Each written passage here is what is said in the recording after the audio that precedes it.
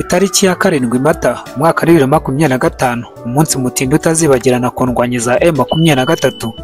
Uretse gutakaza ibice barwaniragamo ngo bahatakarije ingabo nyinshi, yewe utibagiye ibikoresho bya gisirikare birimo ibinyabiziga, imbunda nto n'inini ndetse n'ibindi bitandukanye. Ahangaha ni muri Kivu y'Amajyepfo mu birwano yahanganishije umutwe wa M23, abarwanyi ba Wazalendo bafatanyije na FARDC ndetse na zimwe mu ngabo z'igisirikare cy'u Burundi. Iyi ni inkuru Media TV uteze amatwi. Niba aribwo bwa mbere ugeze aha ndakuvuga ngo ntuze kugenda udakoze subscribe kugira ngo ujye ubasha kubona amakuru n'ibiganiro tukugezaho 5 kuri 5. Reka tugaruke ku rugamba rwahanganishije M23 n'igisirikare cya FARDC kuri itariki ya 7 Mata aha ni muri Kivu y'Amajyepfo, aho bahanganye rukabura gica. Urugamba rwatangiye mu masaha ya saa 11 n'igice z'igitondo, aho yifashishwaga ibikoresho bya gisirikare birimo imbunda ziremereye zirasa amarokete ndetse n'amabomba aremereye. Iyi mirwano ikaba yabaye ku buryo bukomeye cyane, aho impande zombi zari zihanganye. Gusa kugeza ku isaha y'isa 5 ngo nta jwi ry'imbunda ntoya ryumvikanagamo, hari ukurekura ibisasu biremereye ndetse n'amabombe amwe azwi nka za murutsiye ndetse n'amarokete. Ibi ngibi bimwe bikaba byaje no guta umurongo, bikajya bigenda bikagwa mu masangano ndetse no mu nkengero z'umujyi wa Bukavu nyiri rusange. Ibi bikaba byatumye bamwe mu bamotari, amaduka ndetse n'imirimo muri uyu mujyi wa Bukavu muri rusange ihagarika, bamwe bakayabangira ingata bavuga ati twagizwemo. Ariko amakuru akagaragaza neza yuko ngo nta mirwano yabereye muri iki gice cya Bukavu, ahubwo insiriri yabyo ari imirwano yaberaga mu gice cya Miti, Ruhesa ndetse no kuri route nationale nimero 3. Ahangaha uba werekeza mu mujyi wa Bukavu ni ku birometero bisaga 15, hakaba ari hafi cyane ugereranije n'aho ibisasu ndetse n'imirwano yaberaga. Nabyo byaje gutuma muri uyu mujyi habamo akaduruvayi ndetse bamwe bakareka imirimo yabo ahubwo bagakiza amagara, bityo uyu mujyi wa Bukavu ukaba wiriwemo ituza kubw'iki kibazo cy'imirwano yaberaga hafi yayo. Tugarutse ku by'intambara ndetse n'urugamba rwaye rukomeye rwo kuri itariki ya 7 rukaba rwaje kurangira igice cya Wazalendo gifatanije na FARDC aribo bikubiye imirwano ku buryo M23 ngo byabaye ngombwa yuko isubira inyuma igasubiza abarwanyi bayo nyuma yo kugenda itakaza bamwe muri bo, abenshi bakahagwa abandi bakahindukira za casualty. Amakuru aturuka ku rugamba akagaragaza ko mu gice cya Ruhesa honyine urugamba rwahabereye M23 yabashije kuhatakariza abarwanyi bagera kuri 31, ni mu gihe ku ruhande rwa Miti M23 ahangaha yatakarije abagera muri 13, utabaremo ba casualty ndetse n'abandi baba bahagiriye ibibazo by'ubukomere. Abo bwabo bonyine bagakaba 44 ku munsi umwe. Ingo bikaba ari igihombo gikomeye ku mutwe nk'uyu nguyu ubusanzwe ufite ingabo zitari nyinshi. Ikindi hakagaragazwa ko ibisasu biremereye ari byo byifashishijwe muri urugamba rwe ruhanganishije uyu mutwe, ariko hakagaragazwa neza yuko nanone indwanyi za Wazalendo, urebye uburyo ki abarwanyi ba Wazalendo barimo barifashisha ndetse no mirwanire yabo muri izi mpera z'ukwezi kwa 3 ndetse n'intangiro z'uku kwa 4, ngo harimo amavugurura adasanzwe ndetse n'uburyo ki gahunda zabo barimo barazitwara ngo ntabwo wabigereranya na bya bindi wari usanzwe baziho, aho bafataga agace mu kanya gato ukumva ngo bakarekuye bongeye bahatakaje. Uyu munsi noneho ibyo bikaba byarahindutse ndetse n'imirwanire bakaba barayihinduye. Ni mu gihe mu gice cya Mudaka werekeza Bukavu ariho habereye imirwano ikomeye cyane. Iyi ngiyi ikaba ari nayo yaje kuvamo insiriri za bimwe mu bisasu byaharasirwaga, bimwe bikaza guta umurongo aho byagombaga kugwa bikajya bigwa mu nkengero z'umujyi wa Bukavu. Ndakwibutsa ko iyi ari inkuru Media TV uteze amatwi. Niba aribwo bwa mbere ugeze aha ngaha ndakubwira ngo ntuze kugenda udakoze subscribe kugira ngo ujye ubasha kubona amakuru, ibiganiro ndetse n'ibindi bitandukanye bitambuka aha ngaha ku nkuru Media TV.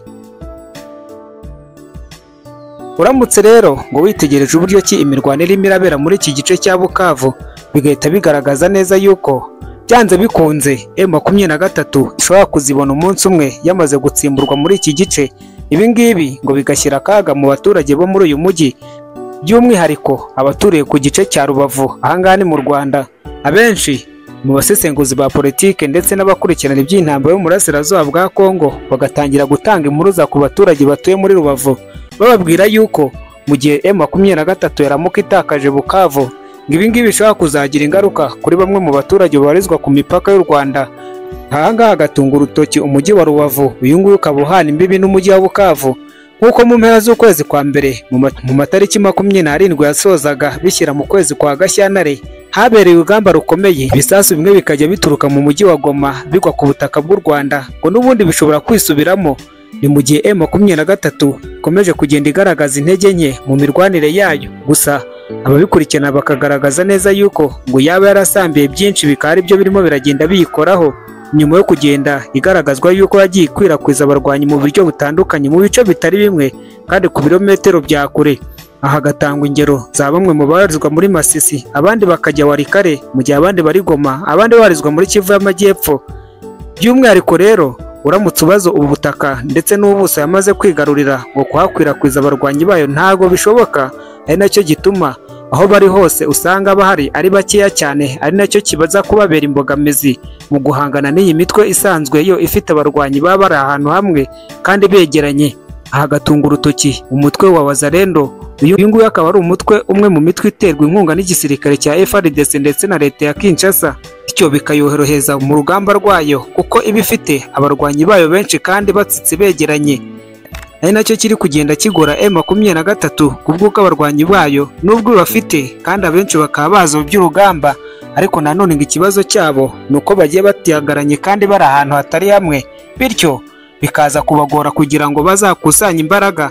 M23 rero ikaba irimo iragenda ivirwaho indimwe mu bice bitandukanye na Wazalendo ifatanyije na FARDC ndetse igisirikare cy'Abarundi. Iki kikaba ari kimwe mu bisirikare birimo biragenda birwora haba mu mirwane ndetse na tekinike z'igisirikare, aho irimo iragenda itegwa imitego itandukanye. Ibi bikabituma rero ngo bamwe mu barwanyi bayo bagenda bacika intege, abandi bakagenda batakaza, mu gihe ba casualty nabo bakomeje kugenda baba benshi.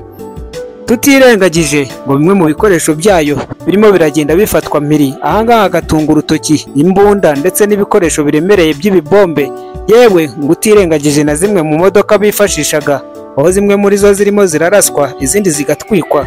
Ibi ngo bikazana igihombo gikomeye kuri uyu mutwe, ari nacyo kigenda gituma abakurikirana ibyawo ngo bishobora kuzarangira nk'uko ibyo muri 2013 bya CNDP byaje kurangira. Iyi ni inkuru immediate uteze amatwi. Ndakwibutsa ngo niba ari bwo bwa mbere ugeze ahangaha ntuze kugenda udakoze subscribe kugira ngo ujye ubasha kubona amakuru ndetse n'ibiganiro tukugezaho 5 kuri 5. Bimwe mu bice rero byagiye bigaragaramo urugamba rukomeye kandi hakabera imirwano idasanzwe. Reka nkwibutse yuko ni mu bice bya Miti, Ruhesa ndetse utirengagije umuhanda rute nimero 3 ndetse n'inkengero za Bukavu ahazwi nka Mudaka.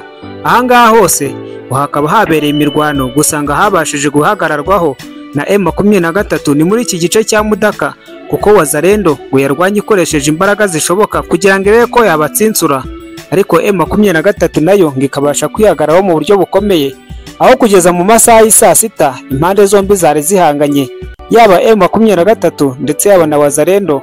Buri ruhande rwose rukaba rwashakaga gutsinsura rugenzi rwarwo ngo rubashe kurukura muri iki gice.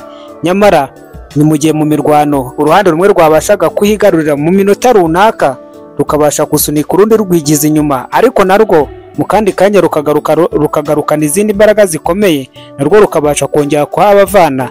Ibi bikaba bitumye kugeza muri aya masaha y'igicamunsi cy'umugoroba wa tariki ya 7 Mata birangiye nta ruhande n'uru na rumwe bavuga yuko rwamaze kwigarurira ahangaha muri iki gice cya Mudaka.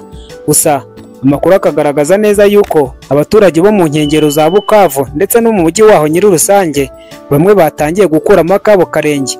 Ni mu gihe impuruza zatangiye gutangwa ndetse n'amatangazo aburira abaturage ko bakwiriye gukuramo twabo turenge, abakiza amagara yabo bakabikora hakiri kare ngo kandi inzira zikigendwa. Ni mu gihe hari ubwoba kandi bukomeye yuko mu gihe Bukavu yaramuka ifashwe ngo haba hari igikomeye cyane kandi cyateza ibibazo bikomeye ku butaka bw'u Rwanda. Gusa guverinoma y'u Rwanda yo yakunze kugaragaza yuko yiteguye guhangana n'uwagerageza uwo ari we wose gushaka guhangara kuvogera ubutaka bw'iki gihugu, aho yashyizeho ubwirinzi bukomeye. Bityo hakagaragazwa neza yuko abaturage b'u Rwanda bo nubwo ibera muri Repubulika Demokarasi ya Kongo byaba bikomeye, bo bagomba kutagira ubwoba ngo kuko igihugu cyabo kiri maso kandi ingabo zabo zikaba ziteguye kurengera ubusugire bw'igihugu. Ahangaha rero bikaba rimwe mu byagiye byumvikana bitangazwa na bamwe mu bayobozi b'igisirikare cy'u Rwanda ndetse n'aba guverinoma muri rusange. Wakoze kubana natwe, ibiganiro byacu byo nakagaruka.